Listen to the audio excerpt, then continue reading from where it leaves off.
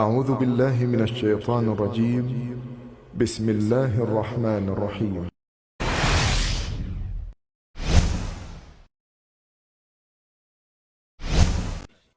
اللہ تعالیٰ فرماتے ہیں کہ جب نوح علیہ السلام نے ہمیں مدد کے لیے پکارا تو پھر ہم نے اس کی مدد کی اور اسے ایک بڑی کشتی بنانے کی وحی کی، لیکن نوح علیہ السلام نہیں جانتے تھے کہ وہ اتنی بڑی کشتی کیسے بنائے، اور نہ ہی وہ بڑھئی تھے کہ اس کام سے واقف ہوتے۔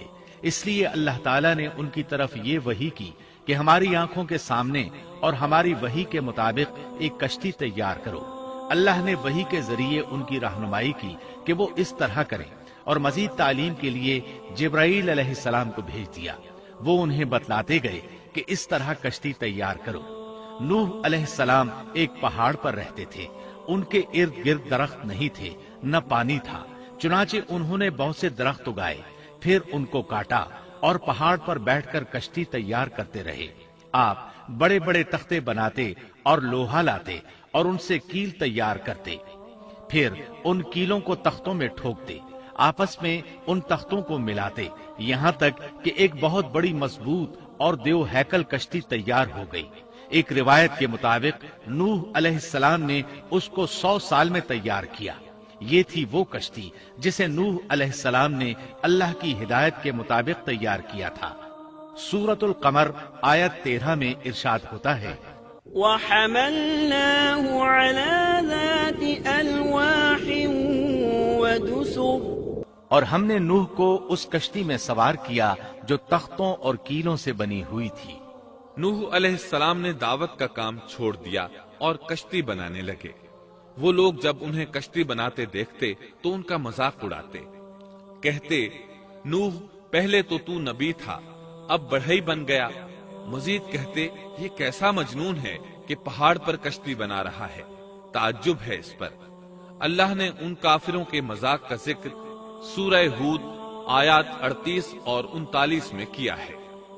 وَيَصْنَعُ الْفُلْكَ وَكُلَّمَا مَرَّ عَلَيْهِ مَلَأٌ مِّن قَوْمِهِ سَخِرُوا مِنْهُ قَالَ إِن تَسْخَرُوا مِنَّا فَإِنَّا نَسْخَرُ مِنكُمْ كَمَا تَسْخَرُونَ فَسَوْفَ تَعْلَمُونَ مَن يَأْتِيهِ عَذَابٌ يُخْزِيهِ وَيَحِلُّ عَلَيْهِ عَذَابٌ مُقِيمٌ۔ نوح کشتی بنانے لگے، اس کی قوم کی جو جماعت اس کے پاس سے گزرتی وہ اس کا مذاق اڑاتی۔ وہ کہتے، اگر تم ہمارا مذاق اڑاتے ہو تو ہم بھی تم پر ایک دن ہنسیں گے جیسے تم مسخرہ پن کر رہے ہو۔ تمہیں بہت جلد معلوم ہو جائے گا کہ کس پر عذاب آتا ہے، جو اسے رسوا کرے اور اس پر ہمیشہ کا عذاب اتر آئے۔ اس کشتی کا حلیہ ابن عباس رضی اللہ عنہما سے ایک روایت میں یوں آیا ہے۔ وہ بیان کرتے ہیں کہ نوح علیہ السلام نے پہاڑ پر ایک کشتی تیار کی اور اسے تارکول سے لت پت کیا۔ اسی وقت سے تارکول کا ظہور ہوا۔ اس کشتی کا طول 300 گز، اونچائی 30 گز اور عرض 50 گز تھا۔ ایک اندازے کے مطابق اس کا طول 1 کلومیٹر سے زیادہ تھا، اور اس کی بلندی اور گہرائی کے بارے میں کہا گیا ہے کہ 30 ہاتھ تھی، اور یہ کشتی عام کشتیوں کی طرح اوپر سے کھلی ہوئی نہیں تھی، بلکہ جس طرح اس کو نیچے سے بند کیا گیا تھا اسی طرح اوپر سے بھی بند کیا گیا تھا، تاکہ اوپر سے جو بارش برسے وہ انہیں نقصان نہ دے، اور جس طرح نیچے والے غرق ہونے سے محفوظ رہیں اسی طرح اوپر والے بھی محفوظ رہیں۔ گویا وہ ایک گیند کی مانند تھی۔ اس میں الگ الگ 3 درجے بنائے گئے تھے، ہر درجے میں ایک دروازہ تھا، اور یہ 3 دروازے اس طرح تھے کہ ہر دروازے کے اوپر ایک دروازہ تھا۔ یہ اس کشتی کا حلیہ تھا جس کے راوی ابن عباس رضی اللہ عنہما ہیں۔ یہ کشتی آج بھی موجود ہے۔ اللہ تعالیٰ نے اس کشتی کو بطور عبرت اور نشانی کے باقی رکھا ہے، جیسا کہ اللہ تعالیٰ فرماتے ہیں، وَلَقَدْ تَرَكْنَاهَا